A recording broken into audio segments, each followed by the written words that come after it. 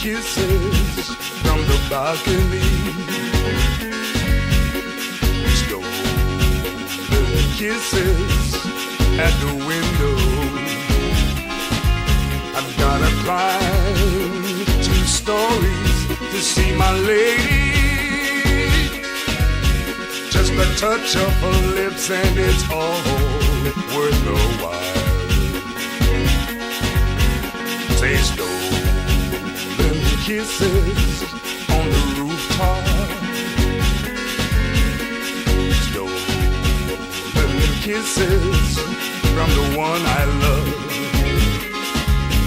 Gotta be oh so quiet so our parents won't hear us. For if they do, we will never see each other again. Oh, we're stealing love, stealing love, stealing love, stealing love. We're stealing love, stealing love, stealing love, stealing love. We're stealing love, stealing love, stealing love, stealing love on the side. But one day I'm gonna build up that courage to come inside. I'm gonna tell your parents that I wanna make you my bride. Yeah.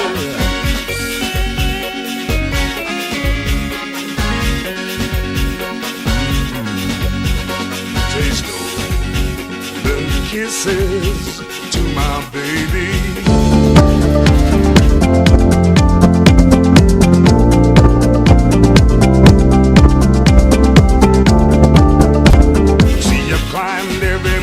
Just to find you, baby. So I don't care what the whole world say, I'm gonna make you mine. Oh, we're stealing love, we're stealing love, we're stealing love, we're stealing love, stealing love, love, love, love, love on the side. One day I'm gonna make up my mind to come inside. I wanna tell your parents that I'm gonna make you my bride. Oh, make that concertina talk now.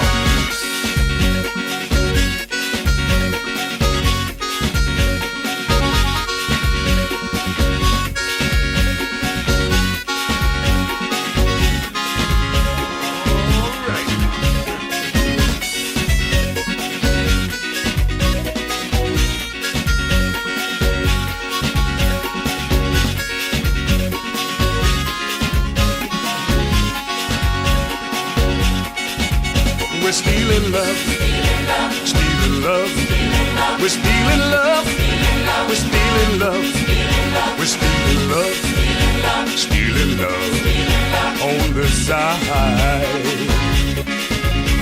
But one day I'm gonna make up my mind to come inside. I'm gonna knock, knock and tell your parents that I wanna make you my bride. Yeah, we're stealing love, we're stealing love, we're stealing love, we're stealing love, stealing love, love, love, love, love, love on the side. But one day I'm gonna build up that courage to come inside. I'm gonna tell your parents that I wanna make you my wife.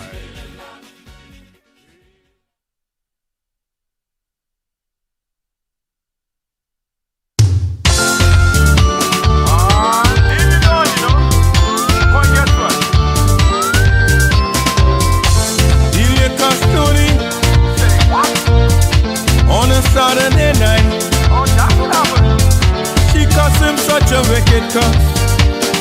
He swore to take her life. Till you're gone, one more round. Till you're gone. Woo! The first time he shot her, he shot her in her side. The second time he shot her, she bowed down and died. Till you're gone, one more round. Till you're gone.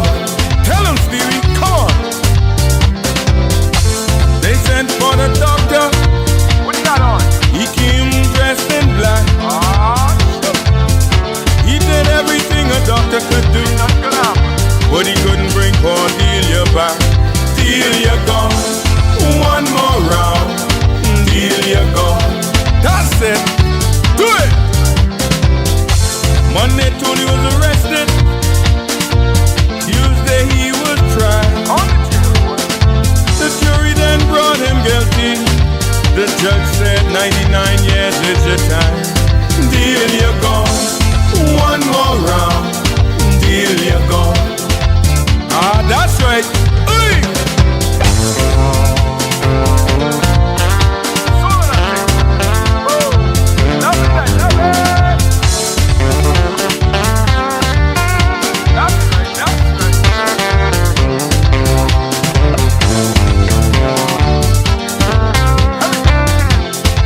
Man, you know what Tony told the judge?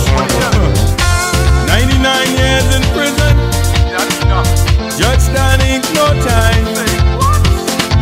I got a brother in Foxen doing 990 or 9. Delia gone, one more round. Delia gone. Ah, boy. Not Tony to the jailhouse, drinking out of a silver cup.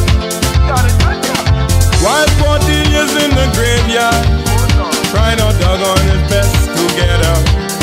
Delia gone, one more round. Delia gone. Listen up.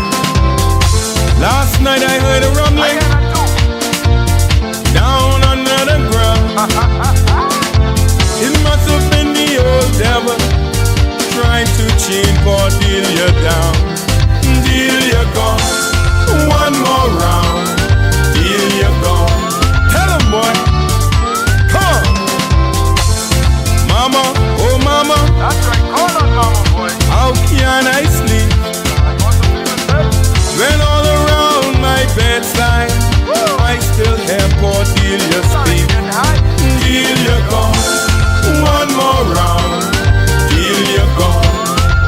Ah, that's it. Delia gone, one more round. Delia gone. Delia gone, one more round. Delia gone. Delia gone, one more round. Delia gone. Delia gone, one more round. Delia gone. Delia gone. Oh, she gone, she one more round. Delia gone. Yeah, she gone, she gone. Delia gone. Bye bye, one more round. Delia gone. One more round, she gone. One more round. Delia gone. Delia gone. One more round, she gone. Delia gone. Boy, let me tell you something. I know, but boy, I have a clue of something, you know what? I know you know. But I can tell you one thing. I'm watching it up. Man, I'm telling you. Put on my bread. Woman, man, this can be true. Put on my bread. What did I do to you? Put on my bread. Did you treat me like this from you? Put on my bread. Say, why me? Put on my bread. What the hell I do to she? Put on my bread. But gonna cheat on me? Put on my bread.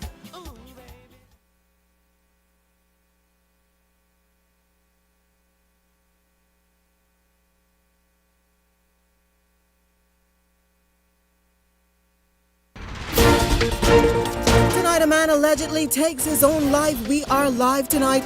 This as a woman is also allegedly sexually assaulted by her child's father. And later, the Free National Movement taking its message to the masses in a mass rally tonight. Eyewitness News starts now.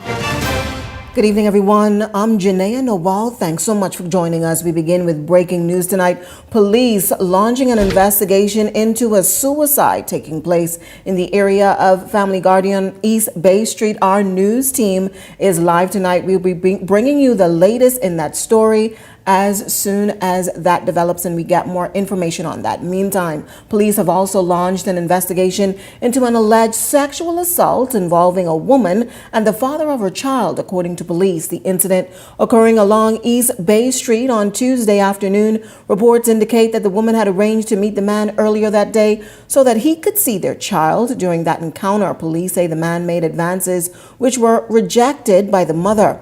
A short time later, as the mother prepared to leave, he is alleged to have forced her into a nearby building and allegedly sexually assaulted her. The woman managing to escape and sought help at a nearby church while the suspect fled the area. She is being medically evaluated, and police say their investigations are ongoing tonight. Meantime, concerns are being raised about safety and discipline in schools. This following a viral video that appears to show a tense confrontation between a student and a teacher at a high school in Andros. Our Lyndon Ritchie Jr. has the details in this report. The safety of teachers is under scrutiny tonight after a viral classroom incident sparked national attention. A 15-year-old student has been suspended from classes at Huntley P. Christie High School in Andros following the incident. The video, which has been widely shared, appears to show a student approaching a male teacher, making contact before raising his voice in a manner described as aggressive, while other students are heard reacting in the background.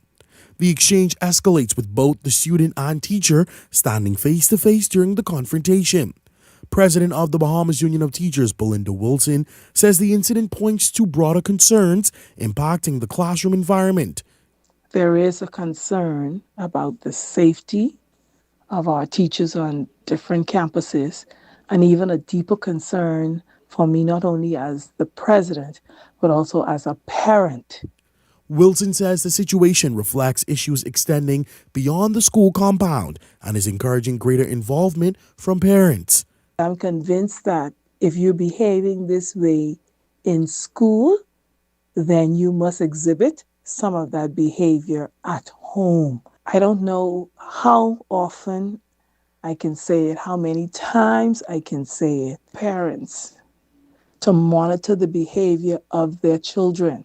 Education stakeholders are also urging parents to take an active role in guiding student behavior. Speak to your children about the importance of education. Speak to your children about the importance of them having manners and respect for their teachers and the purpose why they are attending school. Eyewitness News understands the teacher remains on the job and continues preparations for national examinations in the coming weeks.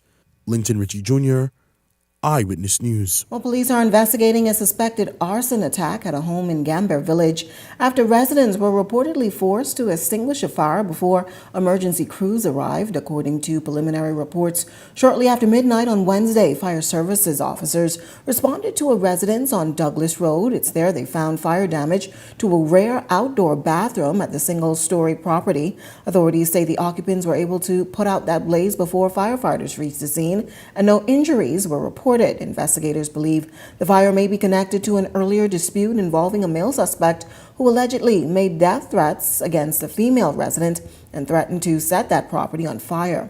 Police say investigations are ongoing tonight. Meantime, police continue to investigate a late-night burglary in Yellow Elder after a homeowner reportedly returned home to find an intruder inside his house. According to initial reports, shortly after 11 on Tuesday night, the man contacted police after discovering an unknown male inside his residence on Tucker Road in the Big Pond area. Authorities say the suspect is believed to have gained entry through the front door.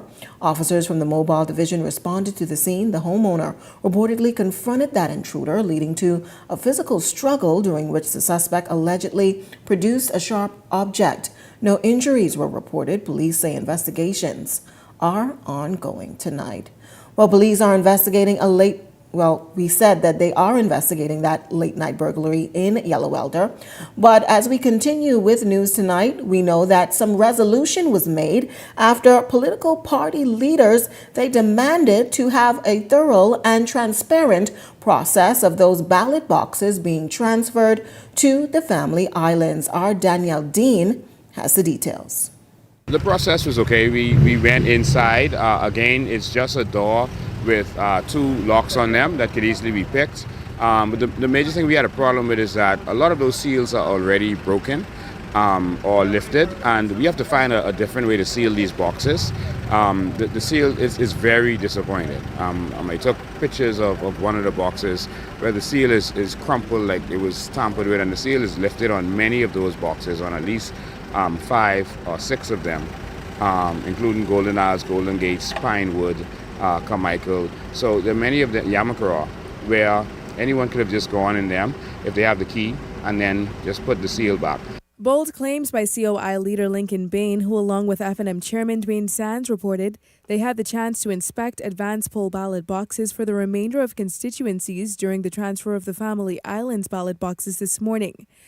Boxes labeled North Eleuthera, Central Mangrove Key and South Andros, Long Island, Central and South Abaco, Cat Island, Rumkey and San Salvador, and the Exumas and Ragged Island, among others, were walked out of the headquarters onto a police bus before being escorted to the Parliamentary Registration Department.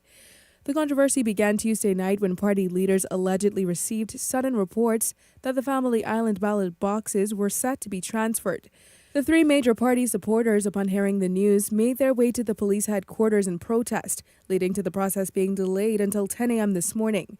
But contrary to Bain's report, after inspection, Sands claimed the boxes were in satisfactory condition. We noted that they were indeed intact.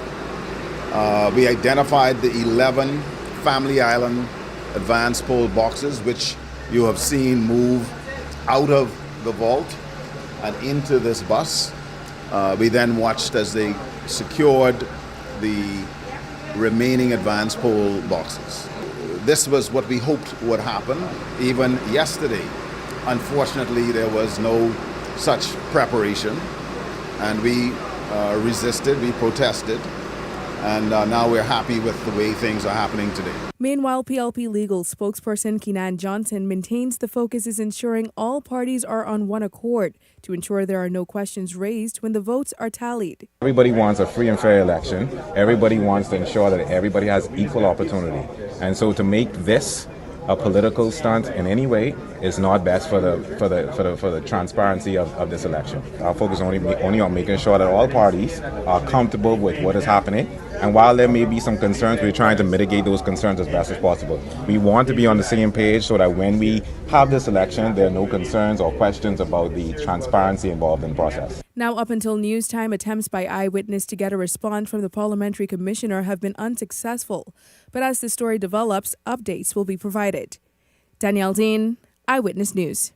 Heard concerns were raised by political leaders over the condition of the advance poll ballot box seals, which claims were that they were broken or tampered with during inspection, though officials later oversaw that process and said that they were intact. Eyewitness News turned into social media posing the question, are you confident of the security of the advance poll ballot boxes? 26% of participants voting yes. I trust the system, it's secure. Some 70% voted no. I have some serious concerns about the integrity. 2% voted somewhat, but more transparency is needed, while 2% also voted that they were unsure about the process. Be sure to continue to participate in our daily digital polls as your voice matters. We are just days away from the next general election, and regional officials are tasked with overseeing the process. They've arrived in country. Our Laurencia Smith joining me live in studio with the latest. Laurencia? Janelle, with 6 days to go before decision day for Bahamian voters, a 12-member team from the Caribbean Community Secretariat has been deployed to observe the May 12th general election. And Janelle, while this is a traditional process, the presence of the mission comes amid concerns from some about the integrity of the electoral process. CARICOM mounts observer mission in all of the CARICOM territories. It is a standard practice. It is something that we do every year. It's not because they are under attack or the integrity. It's just that we want to ensure that the elections is conducted in keeping with the rules and regulations of the state. That's team lead Hermanson Helen making it clear of the role of the mission. The mission is expected to remain in country until May 15th. And despite only recently arriving, members say they have already started documenting their initial observations. Well, there are a number of billboards along leading us from the airport to here. That's one. We've realized as well that we made it our duty to have discussion with the police, the chief of police fundamentally, and in speaking to them, they have said to us that they're fully ready for the upcoming election. The observer mission was deployed following an invitation extended by the Governor General. During their stay, the team is expected to meet with the Prime Minister, opposition, and other political leaders, independent candidates, and officials from the Parliamentary Registration Department. St. Helens says observers will be paying close attention to key stages of the electoral process. Are they well trained? Are they adhering to election rules and regulations as provided? Is there a disparity in the instructions given to the voters? Are the election day workers easily identifiable? The amount of time taken within the polling stations, observance of the law as pertains to the 100 yards. Spread across the country, the observers acknowledge that the team will not be able to cover every area, but observers say they will be deployed here in the capital and including in the second city. Janaea, the election observers noted once the mission is completed, a preliminary statement will be issued of their initial findings, and a final report will be submitted to the relevant stakeholders at a later date. Laurencia Smith, live in studio. Back to you at the desk, Janaea. Thanks so much, Laurencia. Well, tonight our Rebecca Bain takes a temperature check in the Bain and Grandstown constituency, where some say the seat could be interesting for the 2026 general election. Rebecca Bain has more tonight.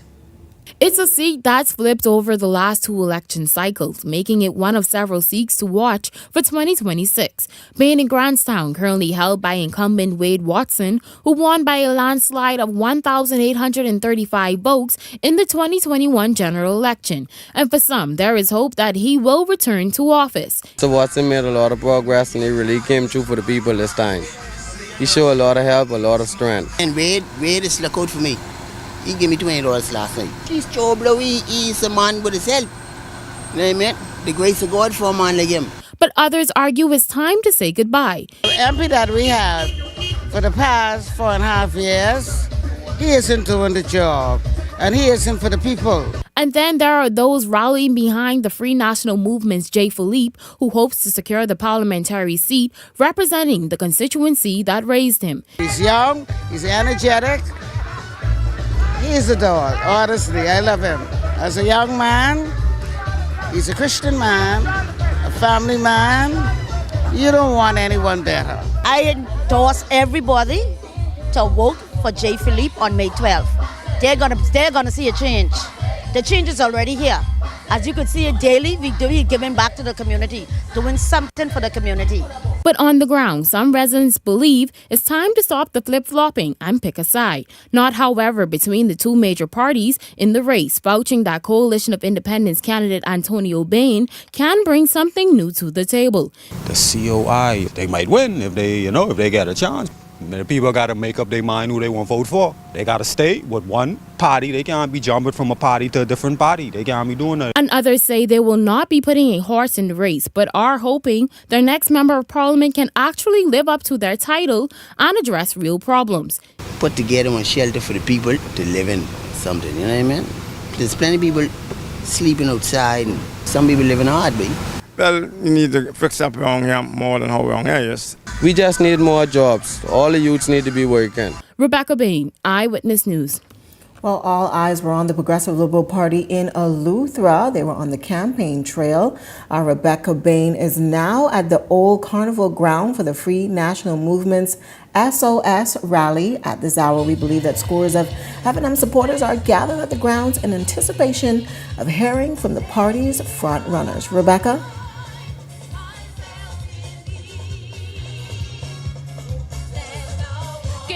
Janaea, all the way from the Old Carnival Grounds where the Free National Movement is kicking off their Code Red mass rally. Now I'm going to ask my camera lady to pan so you can see the atmosphere out here this evening. Party supporters have already started to make their way down, dressed in the party's paraphernalia to throw their support behind the party this evening. Some of them are holding flags. Some of them are holding pom-poms. And I can tell you, motorcades across the island have already started to make their way down to the grounds to escort the candidates of various constituencies across the island. And some of those candidates that will be speaking here tonight is Godville McDonald for Nassau Village, Arinthia Kumalafe for Carmichael. We also have Michael Barnett Ellis for the Killarney constituency, Darren Henfield for South Beach, and we also do have Jay Philippe for Bain and Grantstown. We're also going to hear from the party's leader, Michael Pintard, and Deputy Leader Shannon Don Cartwright, and a special appearance is going to be made from Hubert Ingram, the former party leader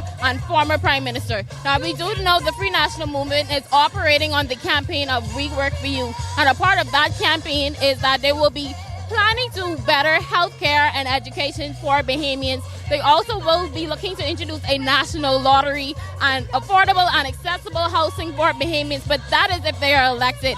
And something interesting about tonight is that this is one of the very last mass rallies that will be hosted by the party ahead of the 2026 general election. So this means that tonight is one of the last times that the Free National Movement can get their campaign promises out there that they are hoping to fulfill for Bahamians to mark their X for them on May 12th so they can have a chance to become the next Bahamian government. So tonight, as I mentioned, individuals have already started to make their way in. The rally is expected to kick off at 8 p.m. and we provide more updates for you later on in our newscasts and by our digital platform as the night goes on. And for right now, I'm Rebecca Bain. Send it back to you at the desk, Janelle. Thanks so much, Rebecca. Meantime, the nation's leader making a plea not just to those in his party's camp, but also to residents who are of another political persuasion to look at the government's accomplishments in Eleuthera and make an informed decision based on that. Our Jose Etienne has a recap tonight.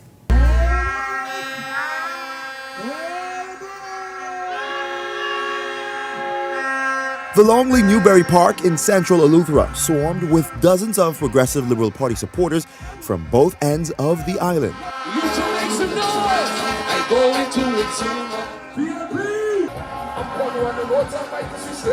It's the latest island to be visited by party leader, Prime Minister Philip Davis, and team members as they carry the PLP campaign message directly to the people days before the general election. As for Eleutherans, Davis is making a plea for partisan politics to not get in the way of a re-election. You can still be an FNM or an independent or whatever, but this time your vote for progress means that the country will be able to move forward. The progress we are offering to the country is not based on party colors. Davis insists that his plea shouldn't fall on futile ground, as he highlighted key objectives that he says were checked off his administration's to-do list for the island. We expanded BTVI by opening the first Family Island campus on Inner Family Island, right here in southern central Eleuthera. You now have even greater access to technical training and skills training. Still, water and electricity woes have remained a contentious issue for residents, one that persisted during successive administrations. And while residents have seen officials playing the blame game with previous administrations and contracted water operators on the issue, Central and South's incumbent Member of Parliament, Clay Sweeting, says government was more focused on providing solutions. There was a PLP government that put $3 million of water infrastructure, and for the first time, Bannerman Town and John Millis will be able to turn the tap on and have potable water from anywhere on the island. Now, there's also a surge in tourism activity happening in Eleuthera. Employment is also up thanks to ongoing roadworks and more developments such as Jack's Bay and the Ritz-Carlton Hotel that are being erected from the ground up. Sweeting asserts that those are government's successes. Eleuthera has become the shining gem of the Bahamas. His work not going unnoticed. Senior members of the Davis administration gave Clay his flowers in front of his constituents. I see his love for Eleuthera, and that's why I come here to endorse him as your next Member of Parliament.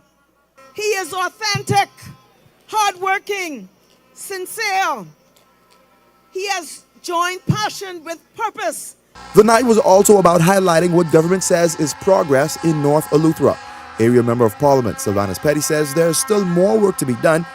We've lobbied and secured permanent and pensionable jobs for my constituents. A new dock in Harbour Island, smooth roads. Eleuthera is one of 3 islands that have divided constituencies, both northern and southern tips under the PRP's banner. Time will tell whether that continues or whether voters will pivot. Jose Etienne, Eyewitness News. Well, tonight, the government's multi-million-dollar takeover of the Grand Bahama power system is raising some big questions from the future of the hundreds of workers to whether residents will finally see relief on their light bill. Devontae Hanna is on the story.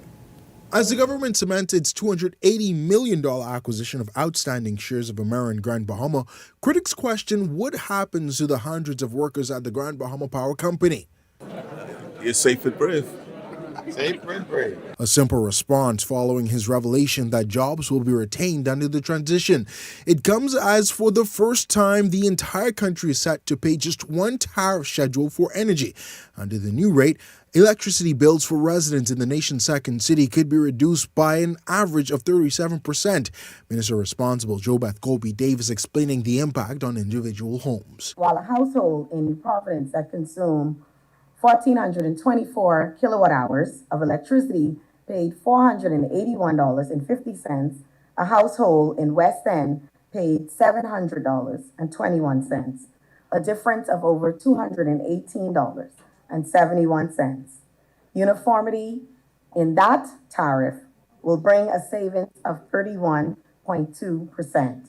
Prime Minister Davis says the Grand Bahama Power Company, still being regulated by IRCA, will work in tandem with Bahamas Power and Light. We don't intend to disturb the operations here in Grand Bahama, save that it's going to just align its tariffs and other costs and charges with that of the rest of the Bahamas.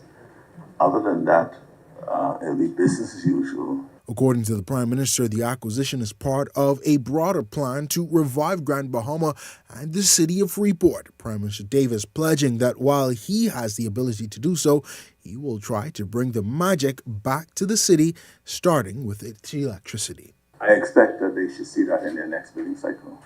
Devontae Hanna, Eyewitness News. On to some other news tonight. Why are mortgage approvals slumming in the Bahamas? Laurencia Smith takes a closer look at the factors behind the decline in approval rates and what it could mean for would-be homeowners struggling to get a foot on the property ladder. Here's that report. Home ownership has long been a part of the Bahamian dream, but for many that dream is getting harder to reach. Rising costs, limited inventory, and tighter lending requirements are leaving many would-be homeowners locked out. The Central Bank of the Bahamas says mortgage approval rates fell just to 50.6% in the second half of 2025, meaning nearly half of the applicants were denied. One Eyewitness News online viewer shared their experience in part, saying the bank told them they would need $30,000 just to qualify for a $275,000 mortgage. The viewer said what shocked them even more was being told it would take up to 50 years to pay off the loan. Another viewer summed up their experience this way, saying they denied me like Peter denied Jesus. The report also revealed that the bank processed 20,376 loan applications, up 1.1% over the previous year. Of those, 17,461 were approved, while 1,409 were denied. But Fidelity Bank CEO Galwin Bo says the numbers only tell part of the story. He says more attention must be paid to the root cause behind why mortgage lending remains subdued. Borrow has not returned to a level that is encouraging for financial institutions, be they banks or other mortgage lenders, to extend long-term funds to individuals that don't have a demonstrable history of cash flows that can support repaying the amounts being lent. Against that backdrop, both the Progressive Liberal Party and the Free National Movement are now on the campaign trail, rolling out housing proposals they say will address the crunch and improve access to home ownership. We will have a social acquisition program that will purchase, rehabilitate distressed homes, abandoned properties, and bring them back to the affordable housing pool. Absolutely confident that in 5 years, working with the private sector, that we can build at least 5,000 homes in the Commonwealth of the Bahamas.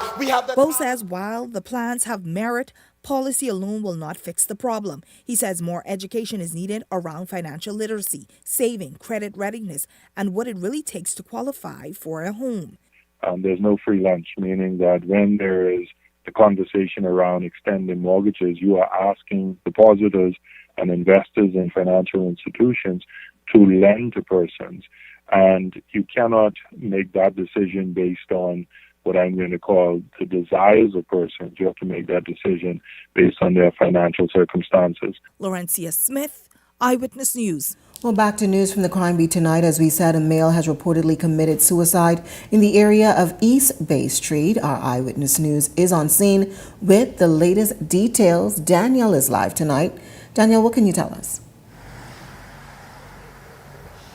That's right, Janaea. Things taking a bleak turn this evening as, like you said, we're on the scene of what's believed to be the country's most recent suspected suicide. Inspector with the Public Affairs and Communications Department of the Royal Bahamas Police Force, Gerard Calmer, reported receiving an unknown call from someone at a Village Road business establishment where they reported that they found a man hanging from the garage of that business establishment. Now, of course, upon arrival on the scene, police officials as well as EMS services, they did in fact discover that a man was hanging from rafters in the garage of this business establishment on Village Road. And upon lowering the man, they were able to ID the man. Now, we don't have many details, but the man is allegedly in his mid-40s. He was found wearing a green shirt and gray pants.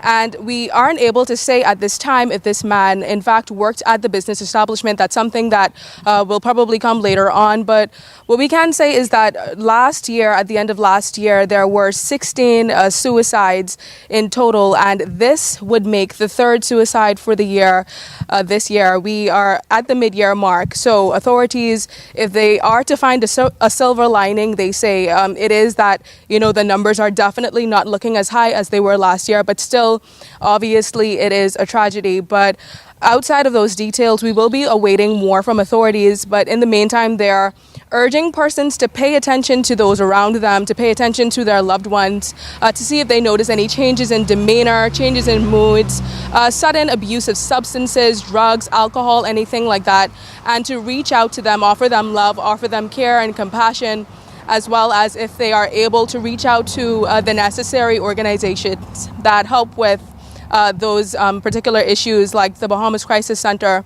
So right now we are awaiting more details from police, but for right now I'm going to send it back to you at the desk, Danielle Dean, Eyewitness News.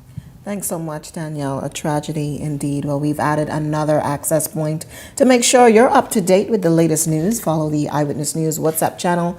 Scan that QR code on your screen or visit our social media pages for a direct link. While you're there, don't forget to follow Eyewitness News on Instagram and Facebook. But if you've got a news tip or if you've seen news in the making, call the Eye on News hotline at 397-6397. We also invite you to send your letters to the editor for publication on all of our social media platforms, eyewitnessnewsbahamas@gmail.com.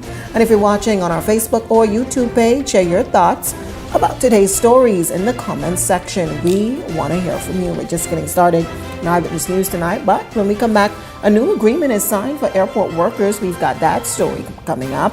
And later tonight, seawall construction, it ramps up over in Long Island. We've got the details right after this break. Vibes is resilience in motion. So even when things go out of sync, we do what it takes to bring the vibes back. At BTC, we understand your vibes because we live it. That's why we are dedicated to building a network as resilient as you, with a team of familiar faces working every day to keep you on beat. You are at the heart of everything we do. Our commitment is to keep your vibes flowing, no matter what. We're expanding opportunities by investing in our people. Opportunities like Upskill Bahamas. We created our first national apprenticeship program. We're promoting Bahamian ownership in tourism. We're supporting Bahamian athletes. Our first National Youth Guard. We're building new roads and airports across the Family Island. The world will keep changing, but so will we. And we're just getting started. Scotiabank knows your first home is where you finally get to say, "This is me." It's where memories grow inch by inch. It's where hosting creates income and where your home can become a business. Or it's where little feet take their very first step into a future you've worked so hard to build.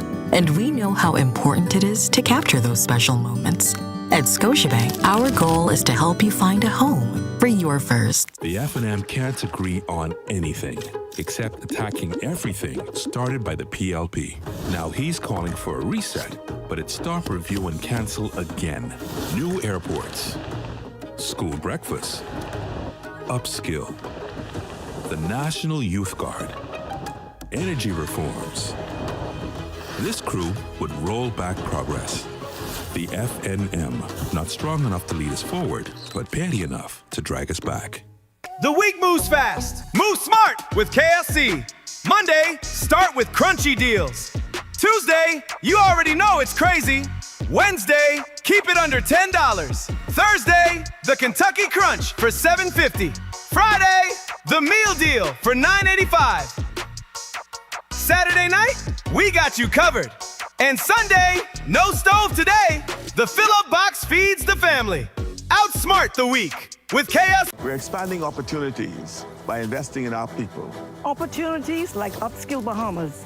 We created our first national apprenticeship program. We're promoting Bahamian ownership in tourism.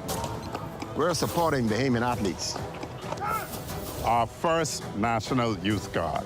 We're building new roads and airports across the Family Island. The world will keep changing, but so will we. And we're just getting started.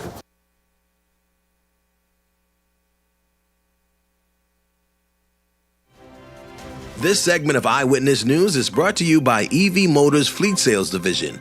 For 2026 commercial vehicles, call 821-2403 today. Welcome back. Here's a look at your Eyewitness News gas tracker. Esso $6.58. Rubis coming in at $6.64, while Shell coming in at $6.67. Welcome back. You're watching Eyewitness News. Well, a $10 million 5-year industrial agreement inked between the Airport Authority and the Bahamas Public Sector and Health Professionals Union, which will benefit more than 600 workers across the country. Negotiations began in February of last year and formally concluded several weeks ago. According to the president, Latanya Simonet, the agreement replaces a previous contract that expired in July of last year and introduces a wide range of financial and workplace improvements aimed at boosting staff welfare, morale, and productivity. We are beyond elated to sign this agreement. This agreement represents the boost of staff morale, benefits that the staff were not receiving, they are now receiving it. And so what this does is productivity is driven up because now the employees feel even more valued, that their organization entrusted and ensured that increases were given to them. We saw increases in salaries. We saw increases in lump sum payments. We saw increases as relates to vacation. We saw increases with respect to sick time. We saw increases as it even relates to the implementation of salary loans for employees who might have dire situation and need financial support that is in there. We saw increases as it relates to vacation. While stakeholders also celebrating that agreement, making it clear it's a sign that the organization appreciates all staff. This agreement is more than just a document. It is a commitment for our people here at the Airport Authority. It strengthens trust, improves working conditions, and positioning of our airports for continued growth and excellence. Like any successful business, our greatest asset is our people, our employees. The labor component, along with the well-being, engagement, and morale of our employees is critical to our success. When our staff feel valued, supported, and empowered, the entire organization benefits. Customer service is not just a function, but it is a responsibility that we all share. The quality of service delivered to every passenger, every stakeholder, and every visitor who traverses our airport is a direct reflection on who we are. Meantime, forward movement is being made on the multi-million-dollar seawall project in Long Island as construction continues ahead of the Island's upcoming regatta. When Eyewitness News visited the site, the recently contracted person, Ellis Knowles, who is leading the effort, was working alongside a crew of 5, pushing around the clock to meet that deadline. Knowles, a Long Island native, says the project is vital to the community as it prepares to welcome visitors for the highly anticipated event. We started about 3 weeks ago. We're trying to see if we could get it ready before regatta. And right now, we're looking at some pour this week. Yeah, the work has been progressing well because I think we're on schedule for regatta. Seawall in the face of seawall is about 64 feet. And then you come up to the main side, it's another about 50 feet. The whole way up is the weather. We'll try to wake late in the evening time to get it ready. On to some other news tonight. With increasing showers across the island, conditions are being created that could allow mosquitoes to breed and multiply. Acting Director of the Department of Environmental Health Services, Luna Williams, highlighting that while the ministry has enough resources to combat mosquitoes, Bahamians must also do their part. We have sufficient chemicals in country for the entire country.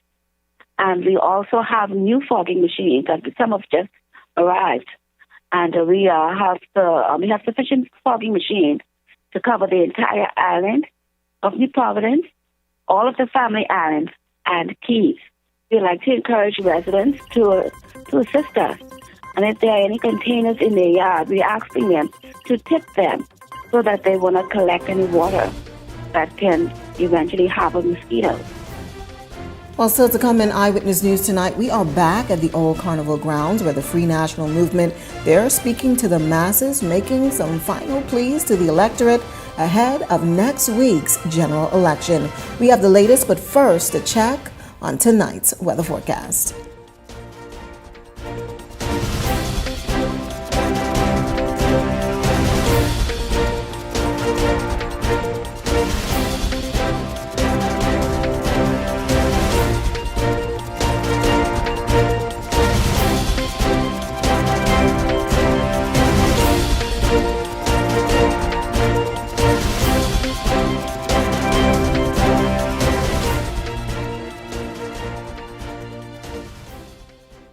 Every job I've had, I've learned something invaluable. When I was in construction, my brother made us look for the screws and the nails in the dirt because your job could be held up if you ran out of nails. One of the sayings was, if you have time to lean, you have time to clean. You are always on the clock. The F&M knows a strong economy means better jobs, more money in people's pocket, and a real comeback. And our team will work every day to make it happen. The house is quiet and the day is done. Almost. Just one last task to make sure tomorrow starts off right. With the complete and Sueno line, just a touch of softness, a boost of scent, and a lot of love. Because nothing feels better than a fresh start. In Sueno, for every moment in between.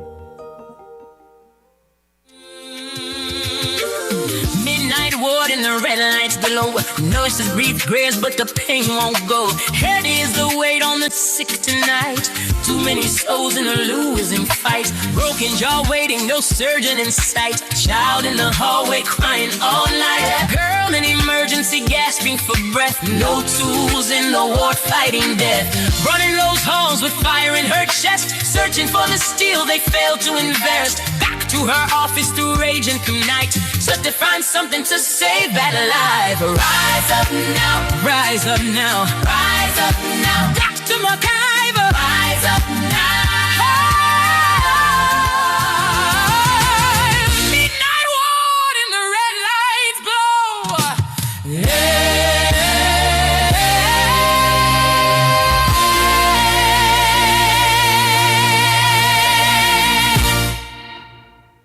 Only at Popeyes can you get the amazing deal of 5 pieces of chicken for $10 at all Popeyes locations. Visit us every day, any day, and get your 5 for $10 only at Popeyes. Y'all again? Monday, Popeyes. Tuesday, Popeyes. Wednesday, Popeyes. Thursday, Popeyes. Friday, Popeyes. Saturday, Popeyes. Girl, What we getting for lunch today? Popeyes again? Every single day, give me Popeyes. The F&M can't agree on anything except attacking everything started by the PLP. Now he's calling for a reset, but it's stop, review, and cancel again. New airports, school breakfast, upskill, the National Youth Guard, energy reforms. This crew would roll back progress. The FNM, not strong enough to lead us forward, but petty enough to drag us back. You're watching Eyewitness News.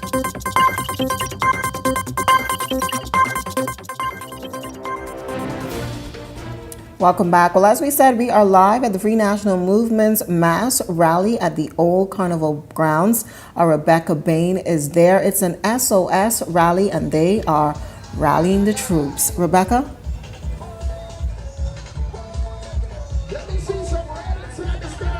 Good evening, Janelle, once again from the Old Carnival Grounds where the Free National Movement is kicking off their Code Red mass rally. Now, earlier I told you that the grounds wasn't as packed as previous rallies, but now I'm going to ask my camera lady to pan, and you're going to see that more individuals have already started to make their way out here. This evening is getting packed. They're waving their pom-poms. The music is going. They're holding flags. And as you can see in the distance, also a motorcade is starting to make their way in. If I can see, if my eyes do not fool me, I'm thinking that is Killarney. That is the Killarney candidate making her way into the grounds here this evening. Now, earlier I mentioned a few candidates that will be speaking tonight, and most of them are newcomers to frontline politics. So that means if elected next week, that will be the first time elected as a member of parliament. I do have here with me two candidates from the Free National Movement who are also making their grand entrance in the frontline politics, Dr. Nicola Fox and Michaela Barnett-Ellis. They are battling incumbents in their constituency. And Dr. Fox, can you tell me, how do you feel to be battling a incumbent in your constituency, and what are your plans for Fox Hill? I feel excited. It's been very interesting. I've rattled his cage. You know, he's afraid.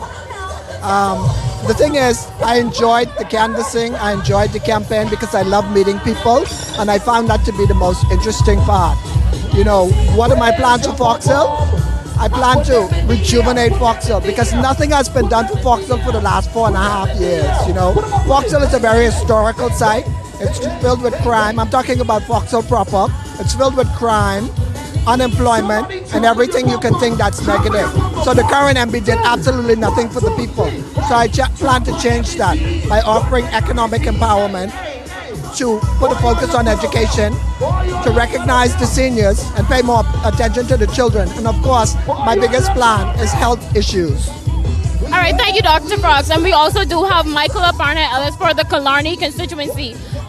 How are you doing this evening? Pretty good. So Miss Ellis, can you tell me what are your plans for the Killarney constituency if elected, and how do you feel to be battling the incumbent Dr. Minnis? So our plans for Killarney have to do with developing the maintenance of Killarney. Killarney is a constituency with a lot of outstanding infrastructure matters that need to be dealt with. You know, it's really about looking towards the future, building on what we've had before. Change is good. Change isn't a bad thing. Sometimes you need some fresh legs to carry the baton forward. Well, thank you so much. Well, Janea, you have heard it. These candidates are excited to be battling these incumbents. They have plans for the various constituencies that they're running for. And once again, as I mentioned earlier, the rally is starting to build up. It's supposed to kick off at 8 p.m. And we will provide further updates on our social media platform and later on in the newscast. For right now, I'm Rebecca Bain, sending it back to you with the desk, Janea. Thanks so much. Rebecca Bain is live tonight at the Old Carnival Grounds. Voters get out and get prepared to vote come next week. Well, that wraps up news at this hour. It's certainly been a pleasure to have all of you in our company tonight. Stay tuned. Beyond the Headlines with Shanique Miller is up next. Once again, I'm Janae Noel. Have a great evening, everyone. You're watching Eyewitness. 5 years, we struggle as they rule. Our economy in ruins. Job prospects dried up. Hundreds of millions spent on no-bid contracts. Illegal immigrants flooded our communities. Our schools and hospitals broken. And healthcare unaffordable. Now they want 5 more years. If they get it, our future, our Bahamas, is gone. No more. Under the F&M that changes, because they know their job is to work for you, not the few. Life moves fast, and the best moments happen when you get more from every connection. Boy, life come true, eh? Appreciate it. When your world is connected, more convenience comes naturally, so you can keep moving with more freedom and less interruption. From real-time updates to everyday essentials, you stay more in sync with life. Because when time matters, more reliability keeps you one step ahead. From home to work and everywhere life takes you, our network is built for more. Yes, we got everything secured in the cloud. Driven by a network built for today and designed to deliver more possibilities tomorrow. Oh, how we getting ya? Where entertainment is more immersive. Who's again? Hey, what's in the game? And real-life moments come with more access instantly. This is connectivity that feels out of this world. Join the family and experience more. It's good to be alive.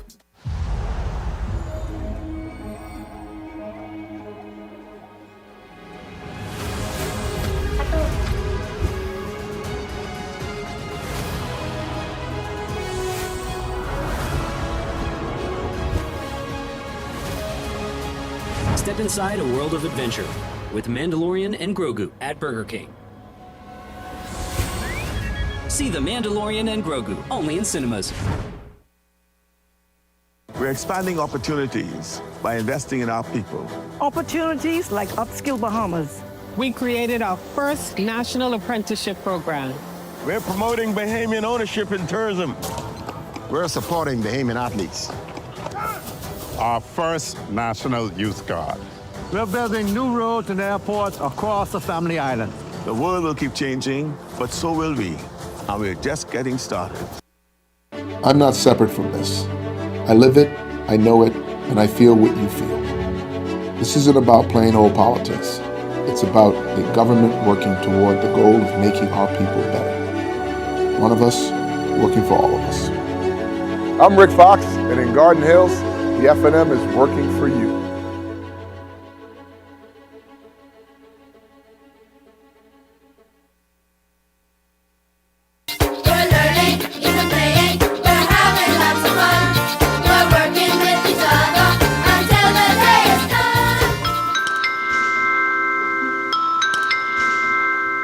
Once students of the C.W. Sawyer Primary School hear that sound, they know it's story time. The school recently celebrated Literacy Month. Here's Senior Mistress Tara DeVoe. Our school this year, we use reading the book Paddington in Peru, and the book is usually associated with a movie which the children get to watch at Atlantis at the end of the month. Every day is an assigned chapter. So during the SOAR reading period, our boys and girls will be read to either by their teacher or guest readers, or even parents. We want to foster a love for reading. I know during the reading block or reading periods in class, we know that children may have this perception that, oh, we're reading just to learn something, or we're reading because we have to read as a class. But we want children to just take a book and enjoy it, open books, and the wonderful world that's out there when you open books. Just reading for pleasure. Then we want to foster that with our boys and our girls. We do have some competitions that are going on. We have a composition competition that's going to be launched on Monday. We also have a book log competition where we're encouraging boys and girls to read as many books as possible. And there's a competition there, so there's a prize going to be awarded to the child who reads the most books. Deputy Head Girl Esther Honorat says she's soaking it all up during her last months at her beloved school. Reading is very important because reading is all around us. We have authors, writers, and we read lots of books. So that's why I love this Literacy Month, because it just shows how important reading is, and reading is important to everybody. I'm Adama Williams for Ed Talk.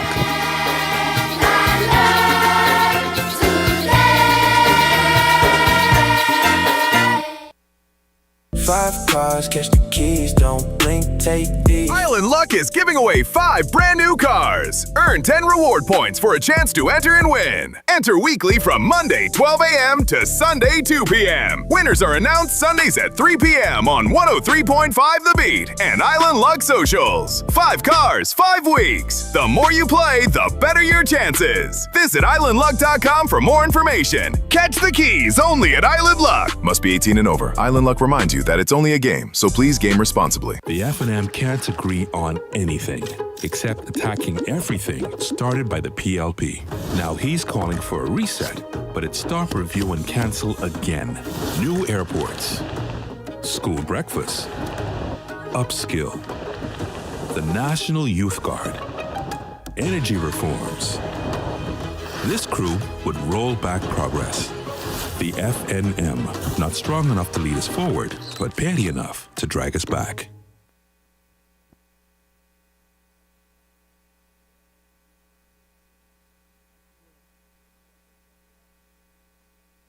Investing in our people. Opportunities like Upskill Bahamas. We created our first national apprenticeship program. We're promoting Bahamian ownership in tourism. We're supporting Bahamian athletes. Our first National Youth Guard. We're building new roads and airports across the Family Island. The world will keep changing, but so will we. And we're just getting started.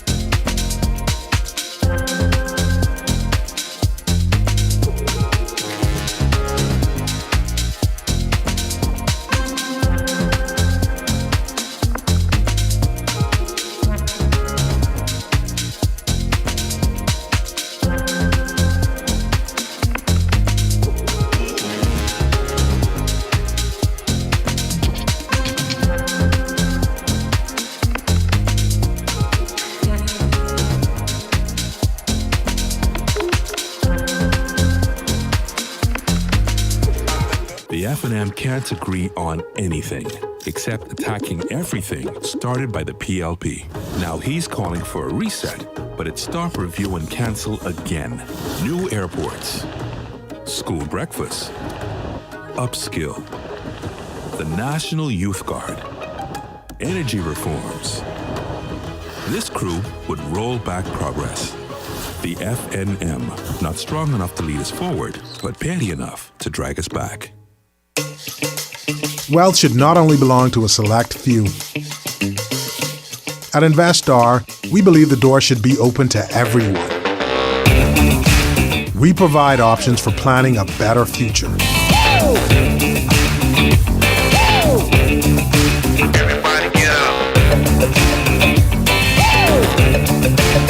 Our investment funds are designed to assist you in reaching your long-term financial goals.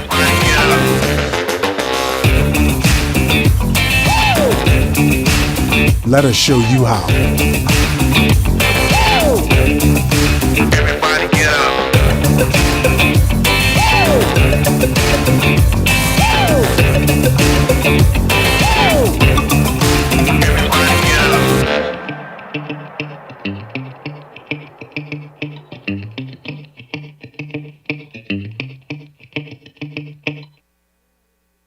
Welcome to Paradise Premium Foods, where exceptional taste meets everyday convenience. Right in the heart of Hurricane Hole Plaza, whether you're planning a beachside brunch, an intimate dinner, or simply restocking your favorites, we offer only the finest selection of local and imported goods, handpicked for quality, freshness, and flavor. At Paradise Premium Foods, shopping is effortless, service is personal, and every visit feels like a treat.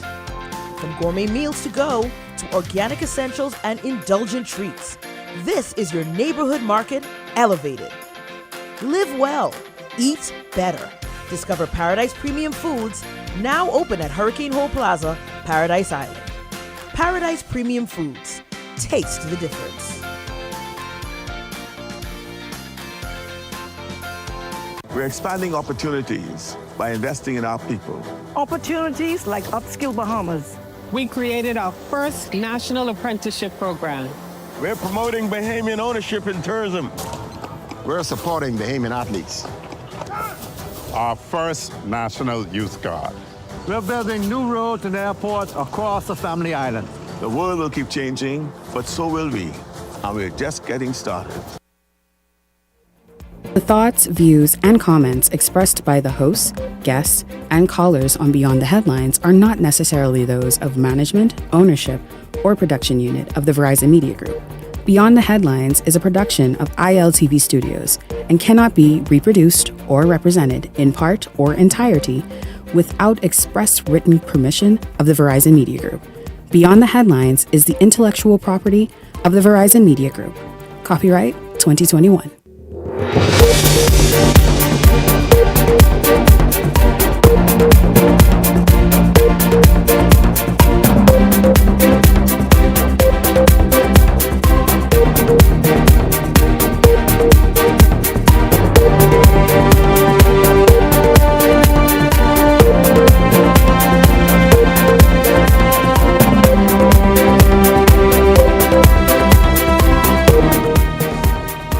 Coming up tonight, former Prime Minister Dr. Hubert Minnis is here. My first question for him tonight: did the Parliamentary Registration Department notify parties before they attempted to remove the ballot boxes yesterday? Tonight, Minnis is here to talk about his independent run and why Killarney needs to stay with Doc.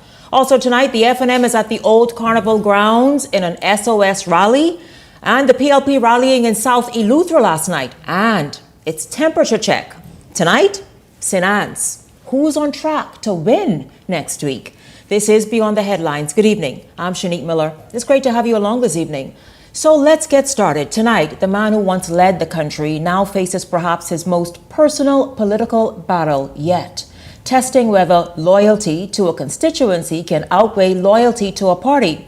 And in a race already filled with tension, Minnis says he didn't leave the FNM abandoned him. But he's determined to provide the kind of leadership he's been delivering for Killarney, even as an independent. Dr. Minnis, good evening to you. Welcome to Beyond the Headlines. It's great to have you here. Thank you for being here this evening. Good evening, and good evening, Shanique. I'm very happy and delighted to be here this evening. You look quite relaxed. How you feel this is Wednesday, so less than a week. How many? 5 days out from the big dance.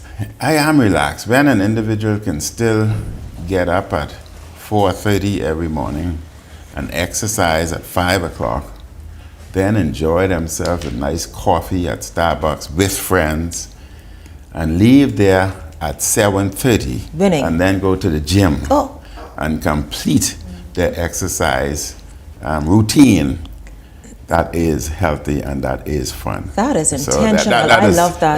That is no stress. I love that, Doc. You winning. You absolutely winning. In fact, I said that you and your wife are the fittest couple in this 2026 election cycle. I think that you all hold that title. I stand by that. But listen, let's start with this first, Doc. I know you're here to talk about Killarney, but please grant me this opportunity to just talk about this for a moment. A lot is going on, even now this evening, about the integrity of the election next week. The tampering of ballot boxes is being claimed. And then, of course, yesterday's protests at the police headquarters and the Parliamentary Registration Department. If I can quickly hear from you, what happened yesterday? Did the PRD notify in advance political organizations and independent candidates like yourself about their intentions to move the ballot boxes earmarked for the Family Islands? This is, of course, in order to prepare them to be shipped to the Family Islands. Were parties notified? Before I answer the question, let me state categorically that we have always had fair and very, I would say, fair elections and free. This is election time, and therefore you will have individuals. The opposition has a responsibility. The opposition's responsibility is to ensure that the electoral process is fair and transparent. That's their job. But to answer your questions, yes, everybody were informed of the procedure and were informed what was to be done. You trying to say y'all weren't caught off guard, Dr. Minnis? I am only saying that everybody were informed as is always done. So this is the norm. This ain't nothing that just happened. I think this is just politics. Individuals just being mischievous. And I would only hope that through all of this mischievousness, it does not spill over into violence or that type of thing. But it is politics, and you expect these things. But the opposition has a responsibility to ensure that the elections and the entire process is transparent, fair, and following the law. Well, That's their responsibility. So then would you say yesterday's, and I'm not going to dwell here because I know you came here to talk about you ain't come here to talk opposition politics, but would you say yesterday's protests were warranted then? I think yesterday individuals were playing politics. We are now in the political season, and you would do many things for extra political mileage, and that's all I would say. That's what that is. One last question about this, and then we totally move on to Kalani and your run. And by the way, I spoke with Parliamentary Commissioner Harrison Thompson about 30 minutes ago. I asked him these very questions, but I want to hear from you. See, because he could always tell me whatever it is he wants to tell me. I want to hear from you. Former Prime Minister, sitting member of Parliament, going for re-election for the sixth time now. Someone whose word we trust and trusted before and hold great weight. Have the ballot boxes been tampered with? That is always accusations. That is always accusations from time immemorial. But ballot boxes are not tampered with. Ballot boxes are well protected. However they're moved, it's agreed upon by the political parties. They still may, even after agreeing to certain procedures, you may find one or two making noise that, oh, they did not agree to this, they did not agree. But the whole process is very, very transparent and discussed and agreed upon by all political organizations before things are done. So everybody has a say-so, and it's signed off on. And yes, everybody would have their say. And but this is politics, and everybody would complain that they still have a problem. There used to be 3 observers. You're giving me 2. No, I want 3. You know. Wow. I tell you. Meanwhile, have the Bahamian people for conk, as they say, with this up and down and emotional turmoil, because that's truly what it is. Well, I would only hope that Bahamians understand that this is politics, and the politicians don't push them to the extent where individuals get themselves in problems. That's right, and because become violent. after all, they incite their followers. Absolutely. And sit on and watch while they get in problems. But anyway, Dr. Minnis, let's shift to Kalani. You are seeking, sir, re-election for the 6th time. With the people of Kalani. Your track record and footprint is tangible throughout Kalani. What is it that you have done in these last 5 terms of serving now, seeking a 6th, that you are most proud of? Well, I'm most proud of the residents of Kalani. They keep me abreast as to what are current, what are their concerns, and we address them as a community, not in isolation. Kalani is a very large constituency, and we were successful in establishing various different homeowners association, various different communities, because the community's concerns are different. Gambia's concerns are different from, let's say, West Ridge, and therefore we were successful. We know what the challenges are in every community, and we address those communities. What we want to do as we move forward, yes, there are at least about 12 different communities or associations. We encourage them to meet every month, and I or a representative from my executive would come down and meet with the various associations monthly. Then at our general meeting, we encourage a representative from each community to come to the general meeting so that they can now report back to their community as to what the association or Kalani is doing. And that works very well. What I'm very proud of, our CCTV program that is ongoing. This is outside of your ring door program? That is outside of that. And I'm ecstatic and very moved with the new program we're launching. We'll be launching soon the Kalani app. So, we don't have local government in New Providence, and therefore we're introducing an app which would be a Kalani community digital local government, meaning that every resident of the Kalani community would be asked to download the app on their phone. And therefore, they essentially would be our eyes on the street. Right. So if they see a pothole, then they just have to press the locator, and that goes to the relevant authority. If a street light is off, the same thing happens. If there's flooding, the same thing happens. So what happens is with this digital communication network, the app, we basically would know exactly what's happening within the Kalani constituency, and we can get on it right away. So it's a digital local government app. Dr. Menace, you have done a lot. No one can deny that. No one, I don't care where they fall politically, but are you prepared to now independently, as an independent candidate, and if you were to be successful at the polls next week, an independent member of parliament, are you prepared to go it alone and deliver the level of representation that Kalani has come to expect from you? I won't be alone. Remember, I'm an independent candidate, but I was put there by the community, by the residents of Kalani. So when I speak for them. I speak with the information that they have given me. So no, I'm not alone. I'm their mouthpiece. I'm their representative. But the public is listening to the 6,000 residents of Kalani. So no, I'm not alone. And the beauty about it is I am their voice. I'm the voice of the people. I'm not dictated to nor held by any party philosophy or party's belief. If a party is putting form a certain view, legislation or principle, the members of parliament of that party may not necessarily agree, but they have to agree. As an independent, I represent the people. Once the people don't agree, we're not bound by any party's dictum. Mm-hmm. I can speak very freely.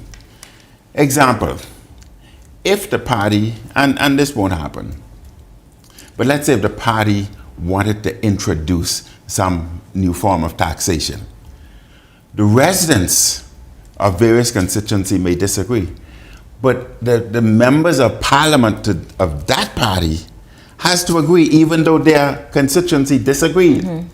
I, on the other hand, once my constituency disagreed, then I am not held or bound by any party. Mm-hmm. I can speak freely, mm-hmm. and I have the same privileges as any member of parliament. I can introduce legislation like any member of parliament. You can? Yes, I can introduce legislation. I can also request committee to investigate members of the parliament or members of community if things are going viral or going left. Mm-hmm. So it's a very, very powerful position. But what I like most of all is I'm not tied to any party. I'm tied to the people. I am the voice of the people. In 2026 and moving forward, what does an independent candidate now represent, and by extension, member of parliament, now look like and represent in the Bahamas, you would say? I think a lot of people don't necessarily understand the powers of an independent candidate. You can imagine a candidate in there. First of all, a party has bosses. A candidate, an independent candidate, the bosses of that independent candidate are the members of that constituency. That's a very powerful position. And what happens, it helps to bring together community and helps bring, it forces communication, because that independent member must have regular meetings with his association, with his community to get their views. Within Kalani, we have lawyers, we have doctors, we have other professionals. So all of them would be involved in the decision making in establishing what my arguments would be when I go to Parliament. And we have the big issue today. Corruption is a big issue. Corruption is a serious issue, and that has to be tackled. But the party may limit its members on speaking about it, but as an independent member, nobody can stop you. Nobody can stop you. You're free You to can speak freely. as you wish. You can speak freely. The immigration, that's another issue. The party. Is that when you said corruption, are you referring to immigration? No, I'm talking about corruption As a whole. throughout, in various different agencies. We have to be serious about dealing with corruption. We have to be very serious. I have pointed out in Parliament on numerous occasions that we lose about $1.3 billion per year on corruption. That's what we know about, $1.3 billion. Can you imagine if we can source 500 million of that, what that can do to the country? That teachers can get a raise, doctors can get a raise, we may not have to raise taxes, we don't have to do this, we don't. So what happened is corruption really increases poverty and increases income inequality. So when you talk about poverty, here you have one source that you can deal with to stop both income inequality and poverty. So why are we so resistant? Why are we so resistant? Well, you know, you and I have discussed it, and you've mentioned it before on our national stage about corruption. The fact that it's us. It's us. We point fingers at various civil servants, but we all are somehow to blame, even with the immigration matters that have come up recently. The fact that so many Bahamians find themselves culpable and tempted and giving in to the temptation of doing exactly what it is we've been talking about in recent time. I'm glad you brought up the matter with immigration. A lot of people try to blame the immigrant, the Haitian or whoever. They are not at fault. They are not at fault. It's us, the people. We use them because they're looking for advancement and a better life.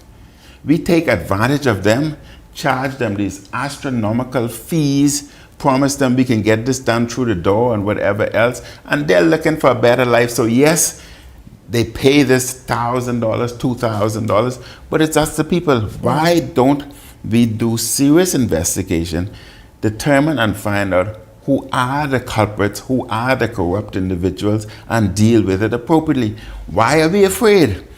Are you bold enough, Doc, to tackle justices of the peace and all the rest of that? Because it starts from there. If I'm bold enough. Are you? Did you tackle it when you sat in the big chair? Let me give you one example what we tackled. We were informed that there was probably corrupt things happening at the embassy in Haiti with respect to visas.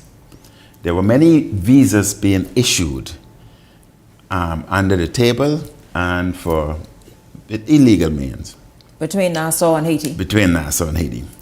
We subsequently shut down the visa department, and we had stopped Bahamas Air from going to Haiti at that time while we did our investigation.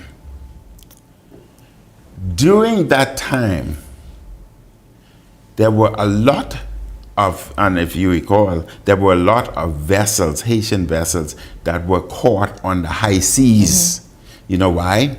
Because they couldn't get visas, etc., and they came via these rinky boats and were subsequently caught and paid thousands and thousands of dollars.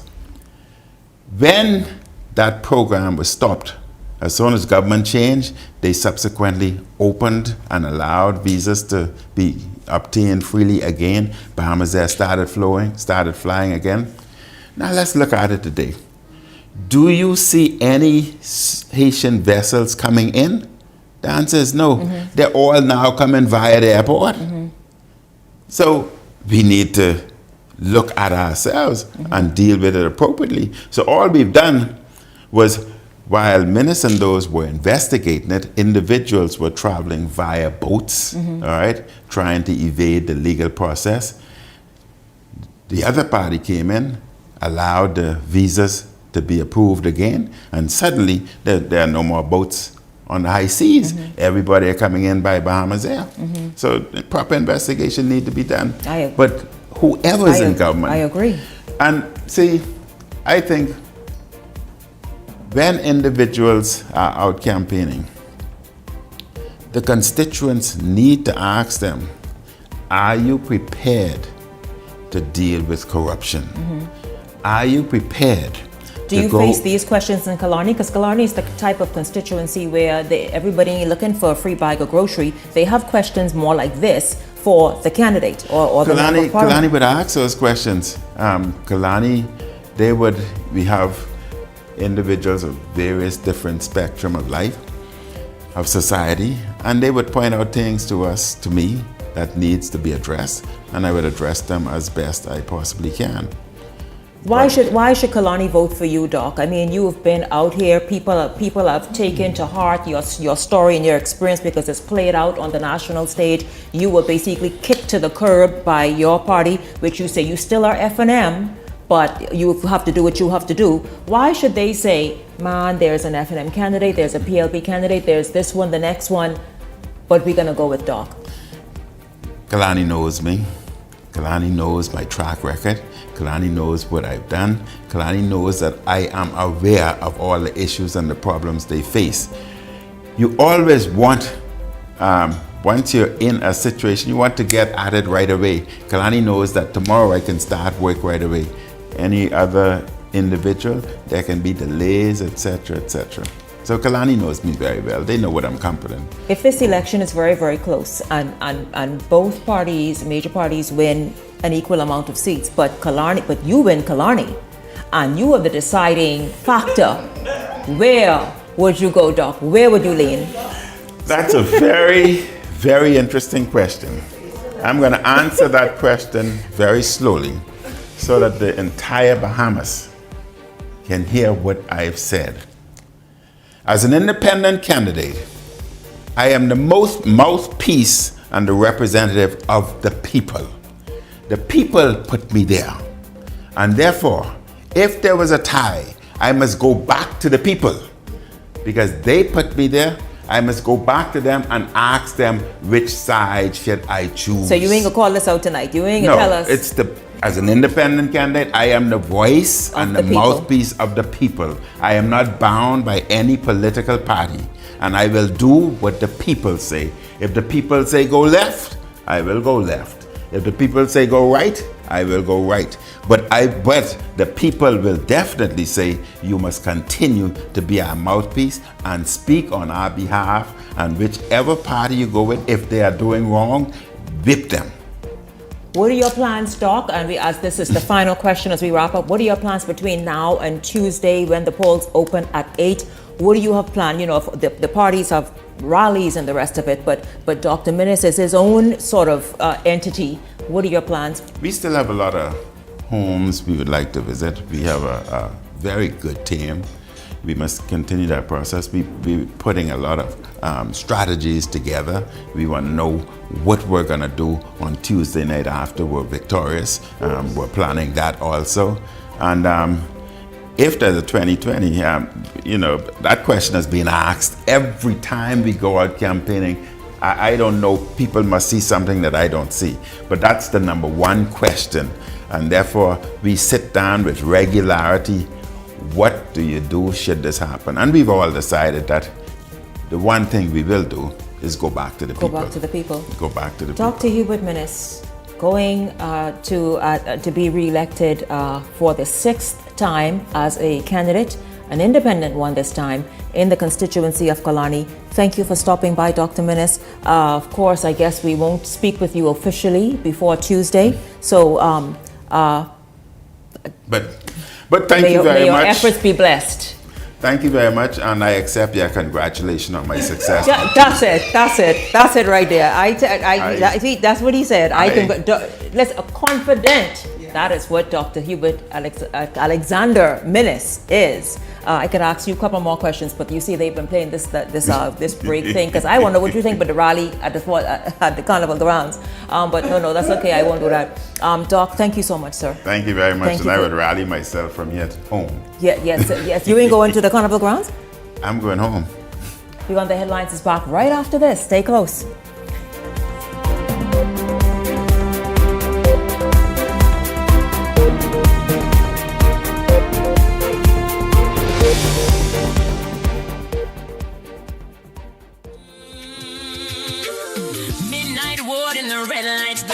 No, it's just brief grace, but the pain won't go. Heavy is the weight on the sick tonight.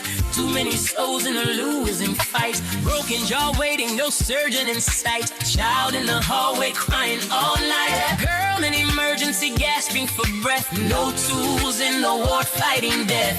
Running those halls with fire in her chest. Searching for the steel they failed to invest. Back to her office to rage and through night. Just to find something to save that life. Rise up now, rise up now, rise up now. Dr. McIver, rise up now. Midnight ward and the red lights glow.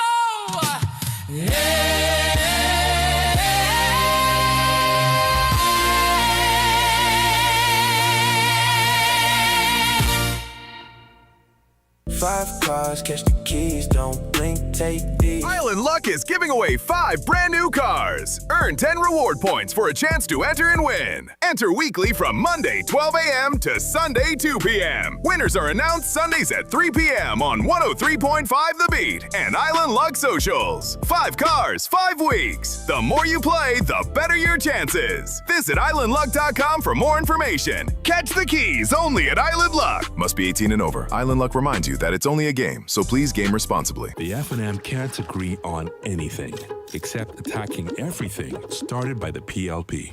Now he's calling for a reset, but it's stop, review, and cancel again. New airports, school breakfast, upskill, the National Youth Guard, energy reforms. This crew would roll back progress. The FNM, not strong enough to lead us forward, but petty enough to drag us back. So you want a space. But not just any space. You need something with a little more potential. So how about 1,000 square feet of room to play with? Superb audio and video production capability, digital LED wall, full lighting grid, and about 124 seats to accommodate a full studio audience, with so many other features. Make us your home for your next concert, conference, and so much more. Honestly, the possibilities are endless. Here at ILTV Studios, we'd love to bring your next event to life. So what do you say? Do you want our space?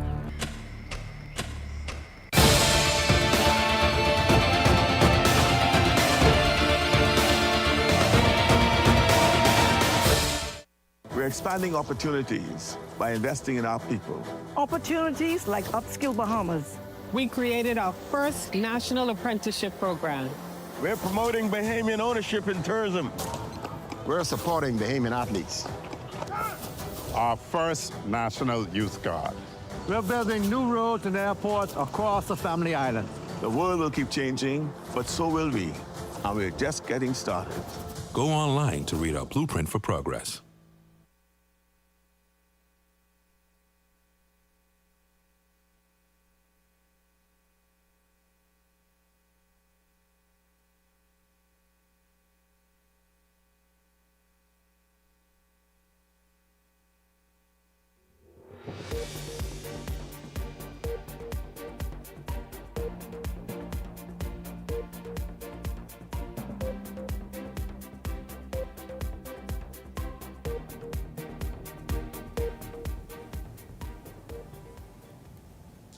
Welcome back to Beyond the Headlines. It's good to have you all tuned in. Tonight, the campaign trail pinned at the old Carnival grounds. That is where the Free National Movement is hosting its SOS rally this evening. FNM supporters gathered in anticipation of hearing from the party's frontrunners and leaders, but many are keenly awaiting a special guest appearance by former party leader and Prime Minister Hubert Ingraham. Rebecca Bain is live at the Old Carnival Grounds. Rebecca, good evening to you. What is the mood like there at the SOS rally?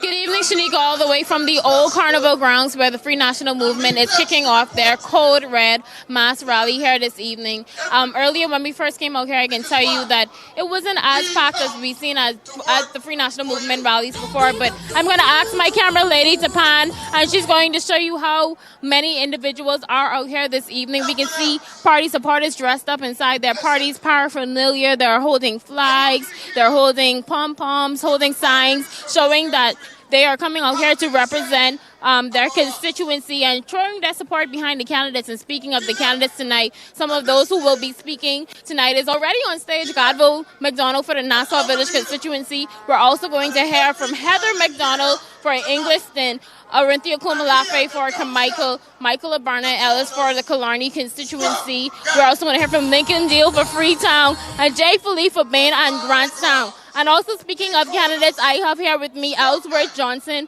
who was a former member of parliament for the Yamacraw constituency, and now he is running once again to regain that seat. And Mr. Johnson, you are going to be facing the incumbent Zane Lightburn for the Progressive Liberal Party. How does it feel for you to be running for the seat once again? It feels great. First, allow me to commend you all in the media world on celebrating in 2026 on the 3rd. International Media Day. And I want to say to the world and to the Bahamas that it's not an offense to be in media. And thank you for the work that you've done. But I'm exceptionally proud to be able to present myself as a servant to the Bahamian people for servant leadership. And this time around, like the first time, I am, and as my leader has expressed, we are creating legacies. Legacy, not for us, but legacy in terms of the service that we provide to the youth, to our senior citizens, and the community of Yamacraw in general.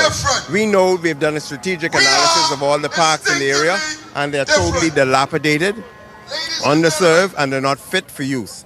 The infrastructure is not the best. And then the presence of the present MP has not been there. In terms of identifying a lot of the social issues that we now face. One is the catastrophic state of our healthcare system. My mother was there, and I was saying to the entire country, I want to thank that doctor who reached out to me and said to take my mother there to go private because they did not have the supplies to treat her. The educational system, we've heard the president of the Teachers Union, Belinda Wilson, belabor the fact that we don't have teachers, we don't have the proper supplies. We've heard our nurses, our doctors, and our pharmacists speak to the fact that the national health insurance paradigm is not working. And so we haven't heard from the present MP, as we ought to on these issues, the on-bid contracts coming from his ministry is a difficulty. And then the travesty that occurred in the previous election process, and how that fell down, the removal of the boxes, and then persons in the community who have a lot of fraudulent documents. We're concerned about immigration and what is really happening in immigration. And so I'm here to work. I'm here to work for the Bahamian people and to bring a sense of security and justification in that process. All right, thank you so much, Mr. Johnson. Well, Shanique, you've heard it. The candidate for Yamacraw, Ellsworth Johnson, he has a few plans, him along with the FNM for the Bahamian people if elected as the next government. We do know that they are operating on the campaign of We Work For You, and that campaign, as he mentioned, entails bettering health care and education access for Bahamians, affordable housing, and accessible housing. And one of the things I'm not sure that he did not mention was the Free National Movement is also looking to bring about a national lottery. So some of those points will be touched on tonight here at tonight's rally, and I will bring you more updates as tonight goes on, and they will be available via our social media platforms as well. But for right now, I'm Rebecca Bain. I'm sending it back to you at the Dash Shanique. Who is live at the Free National Movement's rally. at the Old Carnival site there in the Queen Elizabeth Sports Center complex. Thank you so much, Rebecca. And I'm going to start right there this evening. I'm going to bring in the Hot Topics panelists. Welcome to Beyond the Headlines. Of course, these ones will turn quickly into the temperature check panelists. You all know that. But welcome to Beyond the Headlines, Peggy Candace, Gabrielle McKinsey-Enius, and Howard Johnson. Good evening. Good evening, Shanique. Good evening, Bahamas. Good evening, Shanique, and good evening, Bahamas, and good evening, Dr. Minnis, who was here earlier at the top of the show. I noticed you were quite on your best behavior. I was happy to see that. Howard, good evening to you. Good evening, ladies, and good evening, Bahamas. Listen, your thoughts on exactly what the FNM's SOS rally this evening, and the message that the FNM needs to send tonight to the base and to those on the fence, and obviously to its supporters. The FNM has a tumultuous task ahead of them for tonight's rally. And when I say that, what I mean is they need to continue on the course of rallying all Bahamians to go out there and vote for them come 5 days from now we are at. So this time next week, we'll be doing a post-election analysis, Shanique. The results will be in, and either the FNM will have been successful in their journey or sad will be their cry. Tonight, the FNM needs to present a solid message to the Bahamian public. Persons want to know more about this national lottery that is proposed. They want to know more on immigration policies and the direction that they're going in, as those are the top issues that everyone has been talking about. And they also want to know more about their plans to reduce the cost of living burdens on Bahamians, as well as, of course, addressing the housing crisis. These coupled with numerous issues that Bahamians are facing. Those are some of the things. And of course, people want the energy. They want them one-liners, those punch, because after all, a rally is what it is. To rally your supporters, get them together, get them excited. So people want to hear those one-liners. And of course, Papa in the house. So anytime Papa come, you could get that one-liner. One and done. Good evening once again. Thank you so much for having me, Shanique. As a concerned Bahamian, I personally would like to know what it means, what it looks like to reset. The word reset has been injected into this conversation, this campaign, by the Free National Movement. I went personally and looked at the sign up close. And so what does reset mean?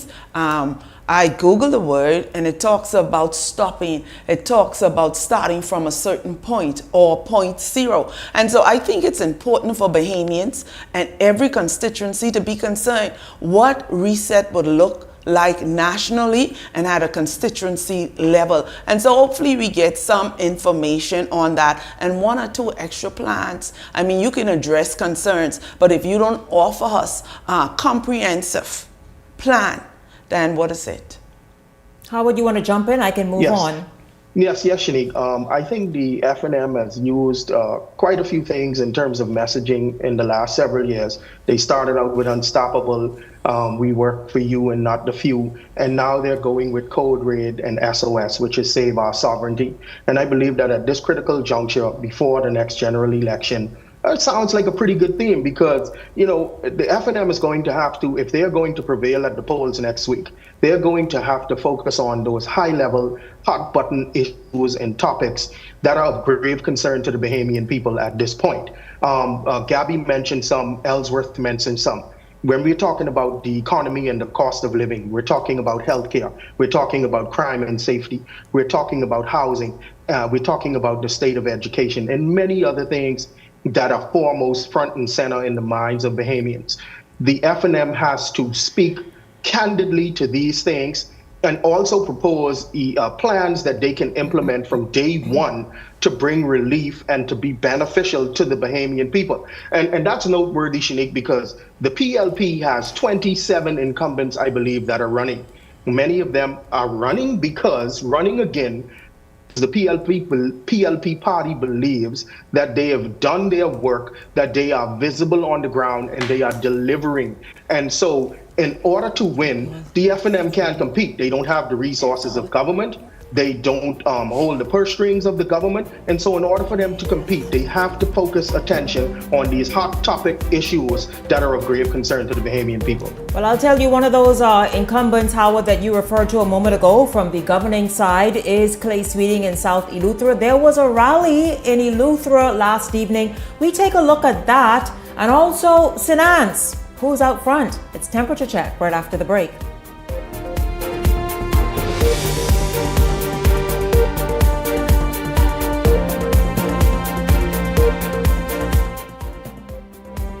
Only at Popeyes can you get the amazing deal of 5 pieces of chicken for $10 at all Popeyes locations. Visit us every day, any day, and get your 5 for $10 only at Popeyes. Y'all again? Monday, Popeyes. Tuesday, Popeyes. Wednesday, Popeyes. Thursday, Popeyes. Friday, Popeyes. Saturday, Popeyes. Girl, what we getting for lunch today? Popeyes again? Popeyes. Every single day, get these Popeyes. The F&M can't agree on anything except attacking everything started by the PLP. Now he's calling for a reset, but it's stop, review, and cancel again. New airports, school breakfast, upskill, the National Youth Guard, energy reforms. This crew would roll back progress. The FNM, not strong enough to lead us forward, but petty enough to drag us back.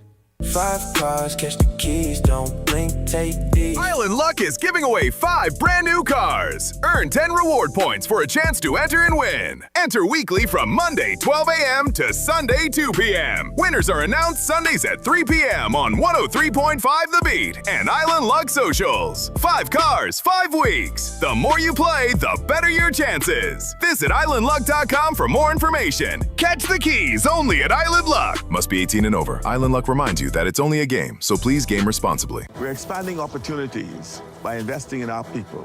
Opportunities like Upskill Bahamas. We created our first national apprenticeship program. We're promoting Bahamian ownership in tourism. We're supporting Bahamian athletes. Our first National Youth Guard. We're building new roads and airports across the Family Island.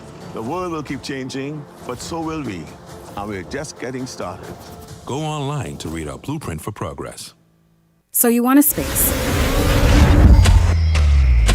But not just any space.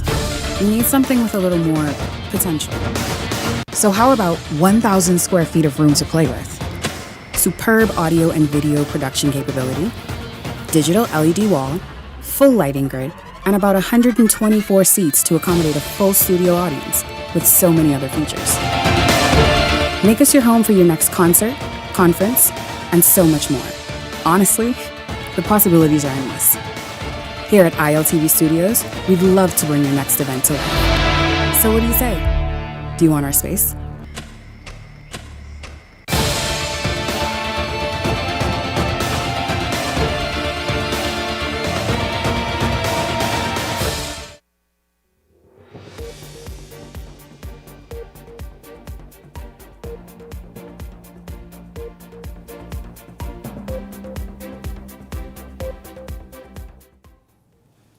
Welcome back to Beyond the Headlines. The nation's leader making a plea not to just those on his party's camp, but to residents all across the Bahamas, and in particular last night on the island of Eleuthera. Jose Etienne was at that rally in Central and South Eleuthera last evening. Here's a bit of what he saw.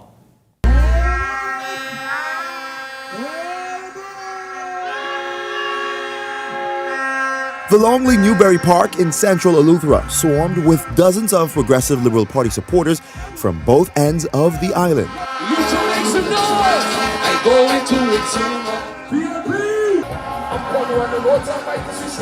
It's the latest island to be visited by party leader, Prime Minister Philip Davis, and team members as they carry the PLP campaign message directly to the people days before the general election. As for Eleutherans, Davis is making a plea for partisan politics to not get in the way of a re-election. You can still be an FNM or an independent or whatever. But this time, your vote for progress means that the country will be able to move forward. The progress we are offering to the country is not based on party colors. Davis insists that his plea shouldn't fall on futile ground, as he highlighted key objectives that he says were checked off his administration's to-do list for the island. We expanded DTVI by opening the first Family Island campus in a Family Island, right here in South and Central Eleuthera. You now have even greater access to technical training and skills training. Still, water and electricity woes have remained a contentious issue for residents, one that persisted during successive administrations. And while residents have seen officials playing the blame game with previous administrations and contracted water operators on the issue, Central and South's incumbent Member of Parliament, Clay Sweeting, says government was more focused on providing solutions. There was a PLP government that put $3 million of water infrastructure, and for the first time, Bannerman Town and John Millis will be able to turn the tap on and have potable water from anywhere on the island. Now, there's also a surge in tourism activity happening in Eleuthera. Employment is also up thanks to ongoing roadworks and more developments such as Jack's Bay and the Ritz-Carlton Hotel that are being erected from the ground up. Sweeting asserts that those are government's successes. Eleuthera has become the shining gem of the Bahamas. His work not going unnoticed. Senior members of the Davis administration gave Clay his flowers in front of his... Thank you so much. That was Jose Etienne reporting from Eleuthera last evening at that rally. I want to bring the panel in very, very quickly for just reaction on the Clay Sweeting, his footprints this term in Central and South Eleuthera as he seeks re-election. Hey Shanique, I was there. I was on the ground in Savannah Sound last night and it was electrifying. I mean, Eleutherans are so excited and so pleased with Clay just results Sweeting. And one thing I must mention is the young people, the young Eleutherans, and the motorcade went on and on and on. Even while speakers were speaking, people were still coming in. And so Clay should be very encouraged tonight because it is obvious that South Central Eleuthera wants Clay. Clay has done quite a bit of work. One of the things, firstly, I would love to commend him on is staying on the message of what he's actually done and the progress that he's actually brought to the island. Because it seemed in recent times that the PLP has been drifting away from that message, focusing in a lot on what the opposition is doing or hasn't done. So I was very elated to see that Clay was able at that rally to actually bring to Eleutherans what he's done and what he plans to do should they re-elect him. I, however, still don't feel like he's out of the woodwork yet, as hometown girl Philippa Kelly is closing in on his heels. So I still to this day is saying that Eleuthera, South Eleuthera, is too close to call. Shanique, this rally was pretty interesting. I saw a lot of people I know. I'm from Governor's Harbor, but Savannah Sound is part of my ancestral home. My mom is related to the Culmers of Savannah Sound, and my dad is related to the Gibsons. So I saw a lot of people I know. But as far as Clay is concerned, I think Clay Sweeting embodies what I said many times on this show, that PLP incumbents have to do to win.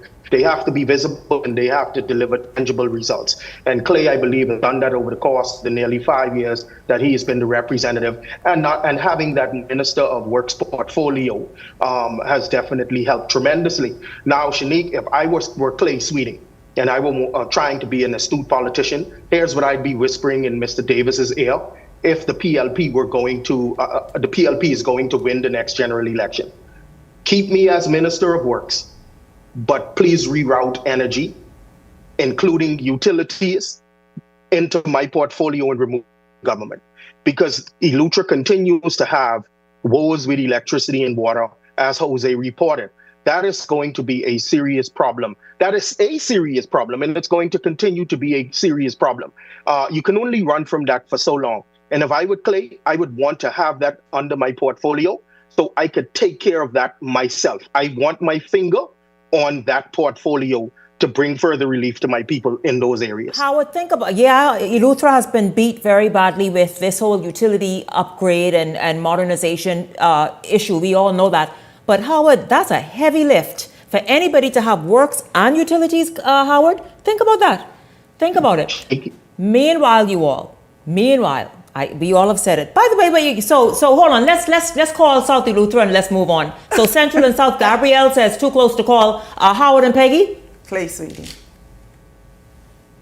Howard says Clay Sweeting, PLP. Okay, quickly now, PLP, you right all. now, PLP. Yes, yeah. So let's go quickly to St. Anne's. Now, you all know we've done roughly, let's say perhaps 30-ish constituencies already. And I know we won't, so we'll speed through a lot of them and revisit some of those very battleground seats. So we'll do that. But tonight, let's look quickly at St. Anne's. The candidates are, from left to right on your screen, the incumbent Free National Movement's candidate, Adrian White. In the middle, the Progressive Liberal Party's candidate, Keno Wong. At the right of your screen, the Coalition of Independents candidate, Graham Rutherford. And so, Peggy Gabrielle Howard, let us start with the Coalition of Independents candidate, Graham Rutherford, in the St. Anne's constituency. What do we know about Graham? How is he showing up in St. Anne's? What kind of impression is he making? Graham is the most annoying person involved in politics for many years, but even more so. I don't think he's campaigning as much as he's speaking like every COI candidate to issues that has little to do with their constituency they're running in, and I don't see him going anywhere anytime soon. Graham Rutherford, the Coalition of Independents candidate, we know him for a very long time. I think everyone in the Bahamas at this point is familiar with that name. He is activism activated, is how I would describe him. Activism activated. Primarily his issues of focus are always Crown land grants, giving Bahamians more access to land and natural resources. If you know anything about him, those are his top issues that he fights for on a national level. When it comes down to St. Anne's and the constituency, there's a lot that is left, I guess. There's a lot left open there, because his thing is always what we can do nationally. But in order to be national, you have to first get elected. And in St. Anne's, that is going to be the toughest thing for Graham Rutherford to do. Yeah, Graham is no stranger. I mean, he's a social activist, political activist, environmental activist, natural resources activist. He's done radio, he's done TV, he's done social media. Graham has showed up everywhere, speaking out. A lot of the things that comes out of Graham's mouth, people would say are grandiose, they're pie in the sky, can't be accomplished. But one thing I admire about Graham, he focuses on what he believes in. And, I kind of look at him in that kind of out there Elon Musk type of way, where he has big ideas and big dreams that, most other people can't really comprehend. As far as him being on the ground in St. Anne's and campaigning, I haven't seen very much. I know he's out there. I've seen one or two things. He is going live sometimes and talking about a lot of the big themed ideas and issues that the COI supports. I don't see much else from Graham. Let's move on now to the Progressive Liberal Party's candidate, Keno Wong. Well, how is Keno Wong showing up? Is his message resonating? And what are people saying about him in St. Anne's? So what I found out from Keno Wong's Facebook page, he is making radio show rounds. His team is growing. They're excited. I understand that he's been invited and welcomed in many homes, having private conversations with residents. St. Anne's seems to have a reputation for being the F&M stronghold. I think he is challenging that. I think he is making grounds, and his presence is being felt on the ground in St. Anne's. Keno Wong is indeed a very charismatic man, one of the Progressive Liberals Party's more charisma candidates with a little bit more charisma every time. As I was able, St. Anne's is a huge constituency for those of you that don't know. It extends all around from West Bay, come straight around Yamacraw up to Treasure. That entire eastern corridor is known as St. Anne's. So that is a huge task for any candidate. Fox Hill too. Fox Hill, all of that. And they just added Blair, FYI. They just added Little Blair to that now. So now the entirety of Blair is now in St. Anne's, along with Little Blair. So Keno now has to introduce himself to those persons as well while continuing to make his round. But he's been getting good feedback, good reviews. People like him as a person. He's been advocating for a lot of things in terms of parks, stuff like that. He's been putting the working on the ground, and he's being well received by the residents of St. Anne's. Yeah, when you look at a constituency like a St. Anne's that's considered a stronghold for a particular party, when you have a candidate like Keno, that like Gabby said, he's very interesting. He's very charismatic. He's hit the ground running. He's got out there a little bit late with Adrian White as an incumbent MP in a stronghold, a place that Brent Simmons had held several times. Hubert Chipman held one time for the FNM. So this is a big time FNM seat per se. And so Keno Wong has his work cut out for him.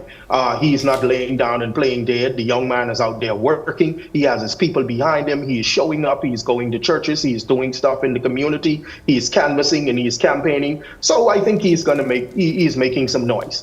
Okay, so listen, you all. Let's look at the incumbent. The Free National Movement's candidate, Adrian White. What is Adrian doing now to be able to convince St. Anne's that they must go with him for another 5 years? Over the term, 4.5 years, Adrian White has been an activist for garbage renewal, talking about road repairs, utilities for St. Anne's. But I think this term, Adrian White will be most remembered for, if not wiping his feet on the PLP sign, but for that little flag he held on to for Is Their Life. And now I think he owns the flag. He's doing plenty dancing, so he's a TikTok favorite for the dancing. Name of the game is show no shit. Listen, I want cue. Y'all cue Adrian White. In the background, please. I forget my behavior. Because Adrian White is the #1 patriotic. If we had to rank the most patriotic MPs of them all, it would be Adrian White. Adrian White is going to run away with St. Anne's. He's going to run with it. There's no doubt why it is a strong FNM stronghold, and that is not going to change. I predict that Adrian White is going to win St. Anne's by over 1,000. You're predicting this already? Talk about what has he done, because go ahead, Howard. Adrian has been putting in the Gabrielle, work. 1 second, because I really say we're leaning. Howard, quickly, you have less than 60 seconds. Ooh, okay, Shanique, Adrian White is on the ground. He's campaigning. He has the steel laws out there working, cleaning up the community. He's doing what he has to do. He's campaigning. He's going door to door. Adrian is a soldier. He was out there bouncing and dancing on stage the other night, looking like a soldier. I saw it. And he had the Gregory Isaacs bop up there on stage the other night. But Shanique, let me tell you why I believe Adrian is going to prevail. Adrian is the consummate soldier. You remember when Shannon Dawn threw the mace out the window?